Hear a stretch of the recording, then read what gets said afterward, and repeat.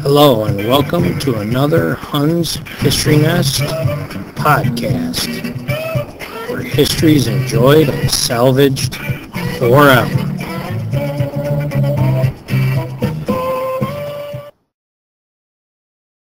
This podcast is about the presidency of Thomas Jefferson, and the first thing of importance here is the noteworthiness of the election of 1800. It essentially is nicknamed the Revolution of 1800.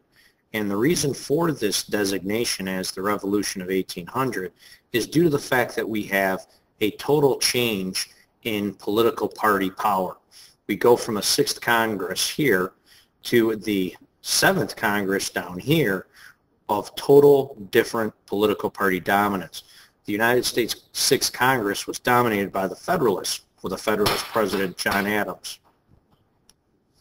The 7th Congress, seen down at the bottom here, this is a Congress that is totally dominated by the Democratic Republicans. And this will allow for dominance from one party to the other.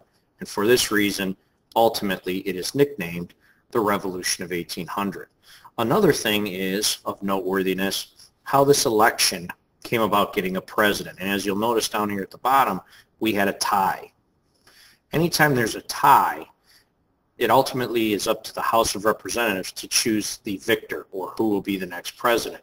And in this case, the choice will be between the two that are tied. So we have Aaron Burr and we have Thomas Jefferson.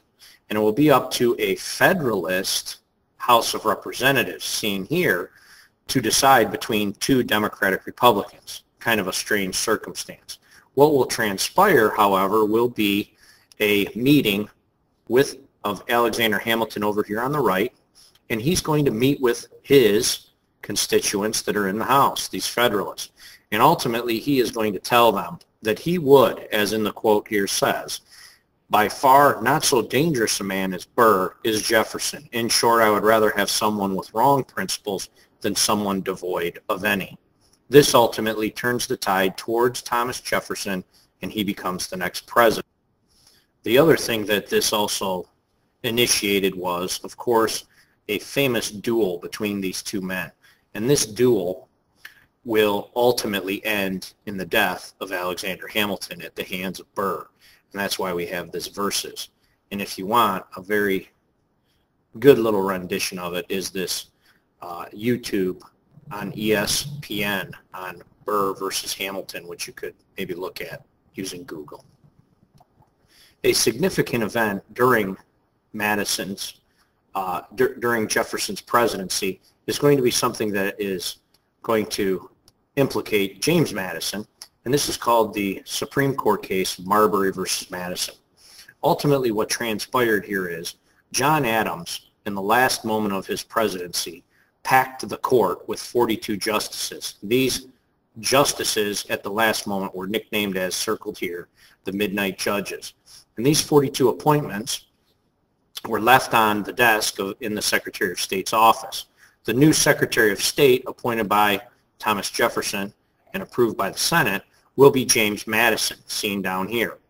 And James Madison will be unknown to the fact that the president, Thomas Jefferson, had actually rid himself of these 42 appointments by discarding them or throwing them out.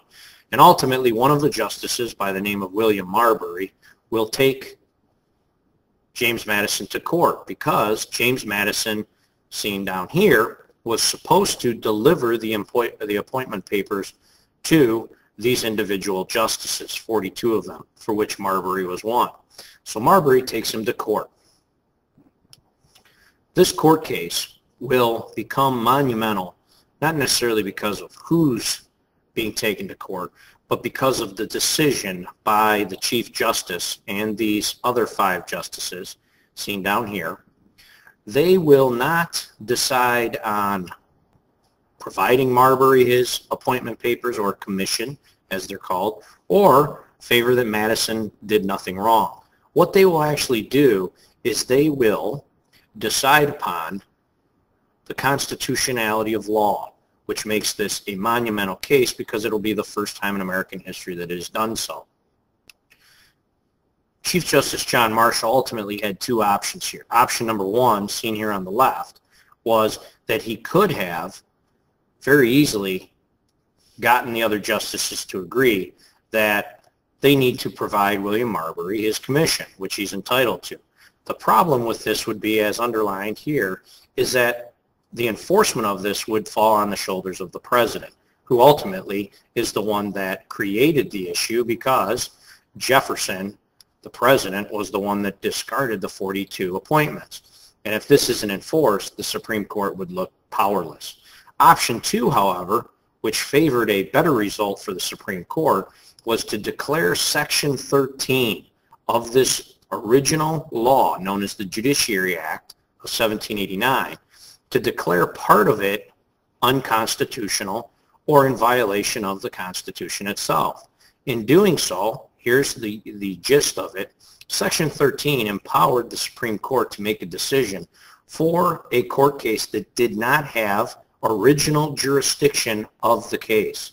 Ultimately, it's in conflict, the original jurisdiction portion, in conflict with the Constitution as seen up here in the upper right.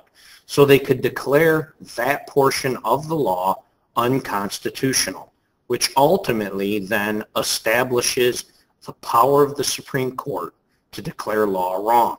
We call this also judicial review. And this is why this court case is monumental.